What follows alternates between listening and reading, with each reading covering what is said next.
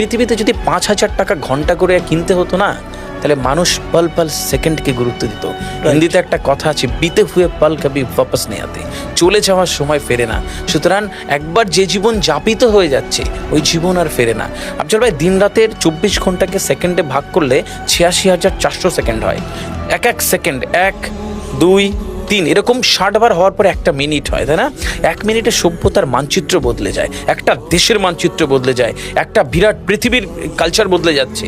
আর আমি আর আপনি আর কেউ চা খাচ্ছি 1 ঘন্টা 2 ঘন্টা, তাস খেলছি, ওই শপিং মলে গিয়ে আড্ডা মারছি, ওই কোনো বারে গিয়ে হ্যাঁ মানে সময় কাটিয়ে দিচ্ছি এবং বলছি সময় নেই।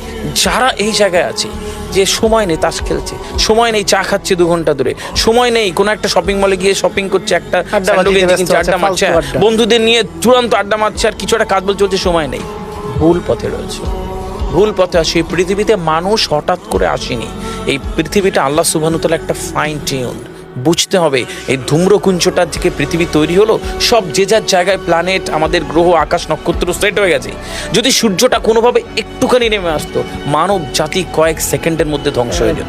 রক্ত নালী যদি একটুখানি ব্যাসার্ধটা একটুখানি ছোট করে দেওয়া হতো, তাহলে মানব জাতি কয়েক সেকেন্ডে শেষ হয়ে যেত। এই ফাইন টিউনকে বুঝতে হবে। এই পৃথিবীতে আমি আপনি এসেছি একটা পারপাস নিয়ে, এই পারপাসটাকে আমাদেরকে সঠিকভাবে